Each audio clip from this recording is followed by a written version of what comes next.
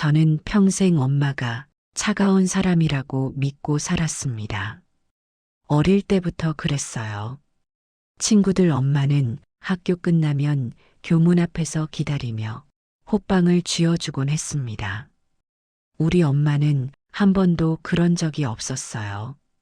집에 가면 늘 텅 빈 부엌에 식은 밥과 김치만 덩그러니 있었습니다.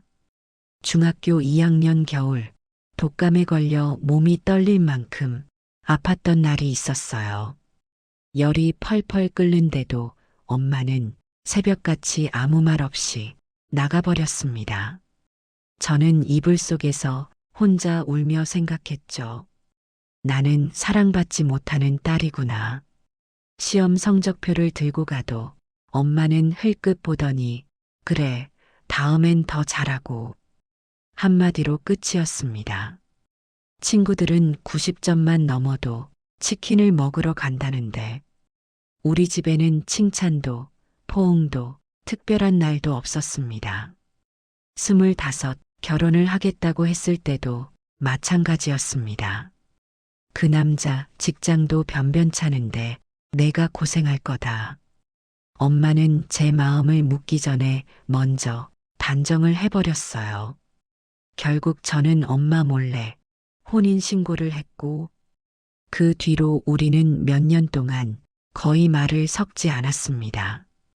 처자일을 낳고 산후조리를 할 때도 친정 엄마가 와서 미역국을 끓여주고 아기를 안아주는 모습을 꿈꾸었지만 엄마는 병원에 한 번 들렀다가 몸조리 잘하고 애는 잘 키워야 한다. 짧게 말하고 돌아섰습니다. 손 한 번 잡아주지 않고요. 힘들어 전화를 걸어도 참아라. 세상 사는 게 다 그런 거다. 위로보다는 훈계에 가까운 말뿐이었습니다. 저는 점점 엄마에게 기대하는 법을 잊어갔습니다. 상처받지 않으려고 먼저 마음의 문을 닫았던 거겠죠. 세월이 흘러 저도 나이를 먹고 아이들이 자랐어도 엄마와 저는 명절에만 얼굴을 보는 사이가 되었습니다. 전화도 몇 달에 한 번 용건만 간단히 주고받는 정도였죠. 그러던 어느 날 엄마가 쓰러졌다는 연락을 받았습니다. 병원 복도는 소독약 냄새로 가득했습니다. 의사는 말했습니다. 췌장암 말기라고. 이미 손 쓸 수 없다고요. 왜 진작 말을 안 하셨대요? 제가 묻자 엄마는 고개를 돌리며 말했습니다. 별거 아니야. 괜찮아. 죽음 앞에서도 엄마는 끝까지 자신이 힘든 것을 숨기려 했습니다. 저는 병실을 오가며 물을 떠다 드리고 시트를 갈고 등을 닦아드렸지만 마음 한구석에서는 여전히 서운함이 올라왔습니다. 지금이라도 한마디만 해주면 안 될까? 고맙다, 미안하다, 사랑한다. 그 어느 것 하나라도. 그러나 그런 말은 끝내 나오지 않았습니다. 대신 작은 장면들이 남았습니다. 늦은 시간까지 있다가 집에 가려고 할 때 엄마가 조용히 물었습니다. 오늘 저녁은 먹었냐? 네, 먹었어요. 거짓말이었죠. 엄마는 침대 옆 보온병을 가리켰습니다. 거기 죽 좀 남았다. 가져가. 그날 엄마도 제대로 드시지 못했던 그 죽을 제 몫으로 남겨두셨던 거였습니다. 또 한 번은 제가 잠깐 졸다 깨어보니 엄마가 힘겹게 팔을 뻗어 제 무릎에 덮인 담요 끝을 정리하고 계셨습니다. 괜찮은데요? 제가 말하자 엄마는 아무 대답 없이 천천히 손을 거두셨죠. 말은 서툴렀지만 손은 늘 제 쪽으로 와 있었습니다. 그 사실을 그땐 알지 못했습니다. 어느 밤 엄마가 창밖을 보며 말했습니다. 너 고생 많다. 아니에요. 살다 보면 후회할 일이 참 많구나. 목소리가 조금 떨렸습니다. 그때 저는 그 말의 깊이를 헤아리지 못한 채 가만히 서 있기만 했습니다. 우리는 끝까지 어색한 모녀로 남을 것 같았습니다. 그리고 얼마 지나지 않아 엄마는 조용히 눈을 감으셨습니다. 장례식은 조용했습니다. 엄마는 평생 혼자 지냈고 찾아올 친척도 많지 않았으니까요. 몇몇 이웃 어르신들과 내 남편, 손주들만이 빈소를 지켰습니다. 관을 닫기 전 저는 엄마 얼굴을 오래 바라보았습니다. 평생 무뚝뚝하던 얼굴이 이제는 아무 말도 할 수 없는 얼굴이 되어버렸습니다. 이제 정말 끝이구나. 슬픔이라기보다 끝내 풀지 못한 숙제를 안고 헤어지는 기분이었습니다. 장례가 끝나고 저는 엄마가 살던 작은 연립주택으로 갔습니다. 낡은 대문을 열자 묵은 공기가 훅 밀려나왔습니다. 비누, 쌀, 그리고 세월이 뒤섞인 냄새. 거실엔 오래된 소파와 엄마가 쓰던 돋보기, 리모컨이 놓여 있었고 식탁 위에는 다 마신 듯한 찻잔 하나가 덩그러니 올려져 있었습니다. 베란다에는 시든 화분 몇 개가 바람에 흔들리고 있었죠. 냉장고를 열어보니 김치통 하나, 된장 조금, 오래된 반찬 몇 가지가 전부였습니다. 이렇게 드시고 사셨구나. 부엌 서랍에는 잔돈 봉투와 메모지가 있었어요. 전기세 3월 15일까지. 쌀 떨어지면 시장. 단정하지만 가늘게 떨리는 글씨. 홀로 살며 스스로를 챙기던 엄마의 생활이 한 줄씩 적혀 있었습니다. 그걸 보니 이상하게 화가 났습니다. 왜 이렇게 사셨어요? 왜 이렇게 외롭게? 그러다 곧 생각이 제 쪽으로 돌아왔습니다. 나는 알면서도 왜 제대로 찾아오지 않았을까? 자책과 분노가 뒤섞인 마음으로 안방으로 들어갔습니다. 엄마가 주무시던 방에는 깨끗이 개어둔 이불과 작은 옷장, 낡은 화장대 하나가 전부였습니다. 엄마의 물건을 정리해야 했습니다. 하지만 손을 대는 순간 엄마를 지워버리는 것 같아 한동안 그 자리에서 서 있기만 했습니다. 한참을 망설이다가 저는 결국 옷장 문을 열었습니다. 옷장에는 오래 입어 보풀이 일어난 카디건과 색이 바랜 블라우스, 낡은 점퍼들이 가지런히 걸려 있었습니다. 하나하나 꺼내서 접는 동안 손끝에서 엄마의 체온이 아직 남아있는 듯 했습니다. 옷을 비우고 나니 맨 아래 서랍이 보였습니다. 서랍을 열자 오래된 책, 작은 수첩, 그리고 먼지가 수북이 쌓인 나무 상자 하나가 나왔습니다. 상자 뚜껑을 열어보니 낡은 사진 몇 장과 엽서들 사이에 하얀 봉투 하나가 들어 있었습니다.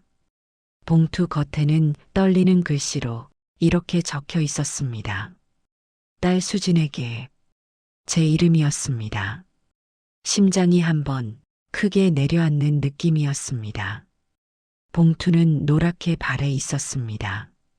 언제 쓴 것인지 알 수 없었지만 꽤 오래전부터 이 서랍 속에 잠들어 있었던 것 같았습니다. 이제 와서 무슨 말을 하려는 걸까? 살아계실 때 한 번도 하지 못한 말을 가신 뒤에 글로 남겨두었다는 사실에 서운함과 기대감이 동시에 밀려왔습니다. 혹시 그 안에 제가 평생 듣고 싶었던 말이 있을까요? 저는 오랫동안 봉투를 쥔 채 앉아 있다가 조심스럽게 봉투를 뜯었습니다. 바스락거리는 종이 소리가 텅 빈 방에 울렸습니다. 접힌 편지지를 펼치자 첫 줄이 제 눈에 들어왔습니다. 수진아, 엄마가 이 글을 쓸 용기가 생길지 모르겠구나. 저는 숨을 멈추고 천천히 다음 줄을 읽기 시작했습니다. 수진아, 내가 이 글을 읽고 있다면 엄마는 아마 내 곁에 없겠지. 그래서 이제야 살아서는 차마 하지 못한 말을 적어본다. 편지는 이렇게 시작했습니다. 내가 태어났을 때 엄마는 세상 누구보다 행복했어. 작은 내 손을 처음 잡던 날 평생 너만 웃게 해주고 싶다고 생각했단다. 그런데 엄마는 그 약속을 제대로 지키지 못했구나. 그 문장을 읽는 순간 눈물이 핑 돌았습니다. 내 아빠는 좋은 사람이 아니었어. 술만 마시면 손찌검을 했고 빚만 잔뜩 남겨놨단다. 엄마는 너를 지키려고 새벽부터 밤까지 무엇을 하든지 일을 해야만 했어. 식당, 공장, 청소일. 내가 밥 먹고 학교 가고 따뜻한 이불 덮고 자게 하려고. 독감으로 누워있던 그 겨울날 이야기도 편지 속에 있었습니다. 그날 내 열나는 얼굴을 보고도 엄마는 일을 나갈 수밖에 없었단다. 그날 하루를 빠지면 월급을 못 받는다고 했거든. 그 돈으로 우리는 살아내야만 했단다. 하루 종일 일하면서도 엄마 머릿속엔 내 생각뿐이었어. 괜찮을까? 물은 마셨을까? 일이 끝나자마자 뛰어서 집에 왔더니 너는 이불 속에서 조용히 울고 있더라. 엄마는 그때 내 앞에서 울 수가 없었단다. 엄마까지 무너지면 안 된다고 생각했거든. 그래서 아무렇지 않은 척 약을 사다 주고 죽을 끓여주고 그냥 그렇게 지나갔어. 그게 그날 엄마가 할 수 있는 전부였어, 수진아. 편지를 읽는 제 손이 떨렸습니다. 눈물이 편지지 위로 떨어져 잉크가 번졌습니다. 내가 대학에 가고 싶다고 했을 때 엄마는 등록금이 없어서 사채를 썼단다. 높은 이자인 줄 알면서도 내 꿈만은 막고 싶지 않았다. 그 빚을 엄마는 10년 넘게 갚았구나. 내 결혼을 반대했던 것도 사실 그 때문. 남편이 나쁜 사람이라서가 아니라 내가 가난과 고생 속에서 살까봐 두려웠단다. 엄마가 너무 겁이 많았지. 그게 내 인생인데 엄마가 함부로 막을 일이 아니었는데 말이다. 그때 미안했다, 수진아. 숨이 막혀 저는 몇 번이나 편지를 내려두어야 했습니다. 산후조리 때 병원에 잠깐 들렀다가 그냥 돌아섰던 이유도 적혀 있었습니다. 사실 엄마는 내 곁에 있고 싶었어. 미역국을 끓여주고 손주도 안아주고 싶었지. 근데 그날 엄마 손을 보니까 너무 거칠고 지저분해 보이더라. 그 손으로 내 귀한 아기를 안는 게 왠지 미안했어. 엄마가 너무 초라해 보여서. 그래서 아무것도 못하고 그냥 나왔단다. 이제 생각하니 그건 엄마의 이상한 자존심이었어. 내가 원한 건 그저 엄마의 손길이었을 텐데 엄마는 그마저도 제대로 주지 못했구나. 그 대목을 읽는 순간 평생 제가 원망해온 장면들이 한꺼번에 뒤집혔습니다. 나는 그날 엄마가 나를 버리고 간 줄 알았는데 사실은 엄마가 자신을 부끄러워하며 한없이 작아져 돌아섰던 것이었습니다. 편지는 마지막으로 이렇게 끝났습니다. 수진아, 엄마는 사랑한다는 말을 잘 못해. 어릴 적 엄마도 그런 말을 들어본 적이 거의 없거든. 그래서 어떻게 하는지 몰랐어. 그래도 엄마는 평생 내가 자랑스러웠단다. 이제 엄마는 내 곁을 떠나지만 마지막으로 하고 싶은 말은 이것뿐이야. 수진아, 넌 잘 살고 있어. 내가 엄마를 원망해도 괜찮다. 너는 그럴 자격이 있어. 그래도 엄마는 너를 누구보다 사랑했단다. 엄마가 편지를 다 읽었을 때 저는 한동안 아무 움직임도 할 수 없었습니다. 눈물이 끝도 없이 흘러내렸습니다. 편지를 내려놓는 순간 다리가 풀려 그대로 바닥에 주저앉았습니다. 엄마, 그 말밖에는 나오지 않았습니다. 과거의 장면들이 파노라마처럼 떠올랐습니다.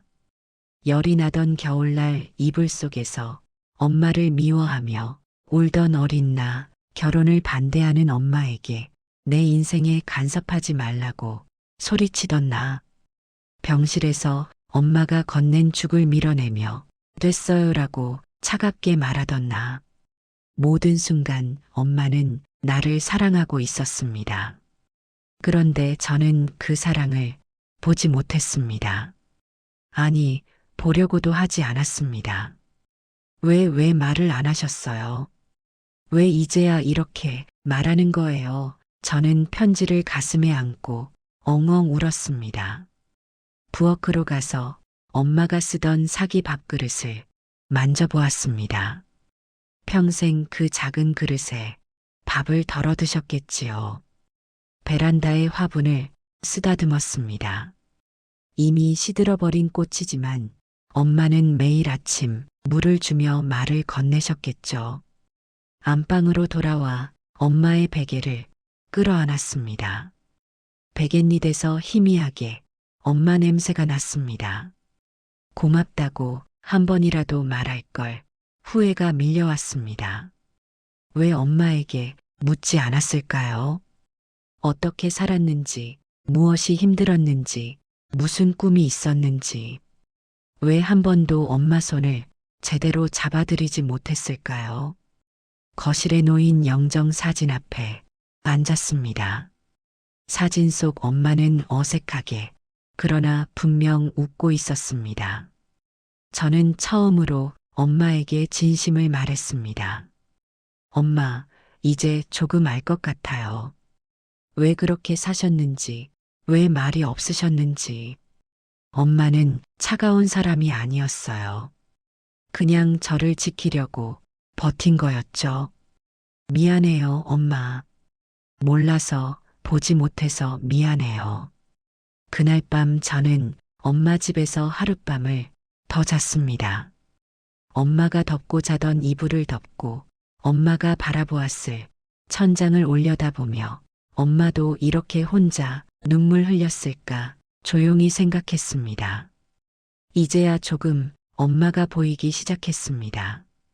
몇 주 뒤 유품 정리를 어느 정도 마친 저는 엄마가 가끔 다니셨다는 동네 작은 사찰을 찾았습니다. 고요한 법당한 부처님 앞에 촛불이 흔들리고 있었습니다. 저는 그 앞에 앉아 한참을 말없이 울었습니다. 그때 한 스님이 조용히 말씀하셨습니다. 부모와 자식의 인연은 전생에서 이어진 깊은 인연입니다. 인연이 깊을수록 기쁨도 크지만 때로는 상처도 깊지요. 스님의 말씀이 가슴을 파고들었습니다. 부처님께서는 집착하지 말라고 하셨습니다. 사랑한다는 이유로 상대를 내 방식대로 바꾸려 하고 내 기대에 맞추려 하는 것, 그게 바로 집착입니다. 저는 그 말을 곱씹었습니다. 나는 엄마에게 너무 많은 것을 요구한 건 아닐까? 내가 생각한 좋은 엄마의 모습만을 엄마에게 강요했던 건 아닐까? 어떤 이는 말로 사랑을 표현하고 어떤 이는 행동으로 또 어떤 이는 침묵 속에서 사랑을 전합니다. 그 사랑을 알아보지 못하는 것, 그게 우리의 무명이죠. 엄마는 말로는 서툴렀지만 새벽마다 나가 일한 발걸음, 거칠어진 손, 병실에서 건네던 작은 죽 한 그릇으로 평생 사랑을 말하고 계셨습니다.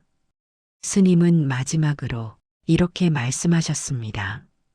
이제 그 사랑을 알아보셨다면 다음은 감사입니다. 그리고 그 감사를 다른 이들에게 돌리는 것, 우리는 그것을 회양이라 부릅니다. 회양? 엄마에게서 받은 사랑을 내 삶과 다른 사람들에게 돌려주는 일.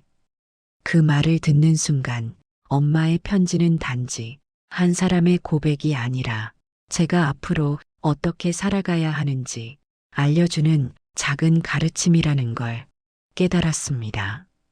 이제 엄마는 더 이상 원망의 대상이 아니라 먼저 수행을 마치고 떠난 도반처럼 느껴졌습니다. 완벽하지 않은 한 인간으로서 상처와 두려움 속에서도 버텨내며 자식을 지키려 했던 사람. 그 사람이 바로 제 엄마였습니다. 여러분, 혹시 여러분께도 평생 서운했던 사람이 있으신가요? 말 한마디 따뜻하게 해주지 않았던 부모님, 무뚝뚝하기만 했던 배우자, 연락이 끊긴 형제자매. 그런 얼굴들이 마음에 떠오른다면 오늘 이 이야기가 작은 울림이 되었으면 합니다. 사랑은 대개 지나가고 나서야 보입니다. 곁에 있을 땐 당연하게 여기고 서운함과 섭섭함만 더 크게 느끼지만 떠나고 나면 그 사람이 말없이 감당했던 무게들이 하나씩 보입니다. 제 엄마는 평생 사랑한다는 말을 거의 하지 않았습니다. 하지만 이제 돌이켜보면 엄마의 하루하루가 그 말이었습니다. 새벽 어둠을 뚫고 나가던 발걸음, 굳은 살 박인 손, 아픈 몸으로 남겨두던 죽 한 그릇, 그 모든 것이 수진아 사랑한다. 바로 그 말이었습니다. 부처님께서는 말씀하셨습니다. 모든 인연은 만나고 헤어짐이 있기에 지금 곁에 있는 사람을 당연하게 여기지 말라고요. 오늘이 마지막 만남이 될 수도 있으니까요. 혹시 지금 마음속에 떠오르는 사람이 있다면 오늘이라도 한마디 전해보시면 어떨까요? 고맙습니다. 사랑합니다. 그동안 미안했어요. 말이 서툴러도 괜찮습니다. 완벽한 문장이 아니어도 괜찮습니다. 중요한 건 그 마음이니까요. 이미 떠나보낸 분이라도 늦지 않았다고 저는 믿습니다. 마음에서 보내는 말은 시간과 거리를 넘어 전해질 수 있을 거라고요. 저는 이제 엄마가 남긴 사랑을 제 아이들에게, 주변 사람들에게 조금씩 나누며 살고 싶습니다. 엄마가 그랬던 것처럼 크게 드러나지 않더라도 조용히, 꾸준히, 진심으로요. 아마도 그것이 엄마가 제게 바라셨던 삶일 것 같습니다. 이 채널 마음선방은 그런 인연과 사랑의 이야기들을 나누는 곳입니다. 놓치고 지나간 마음, 뒤늦게 깨달은 소중함을 함께 돌아보고 싶습니다. 오늘 이야기가 어르신들의 마음에 작은 위로가 되셨다면 구독과 알림 설정해 두시면 다음 인연 이야기에서도 다시 만나뵐 수 있습니다. 엄마, 당신이 남긴 마지막 편지 덕분에 저는 오늘도 누군가의 마음에 작은 편지 한 장을 전합니다. 이제는 압니다. 당신이 얼마나 저를 사랑했는지. 그 사랑 잊지 않겠습니다. 끝까지 함께 해주셔서 고맙습니다.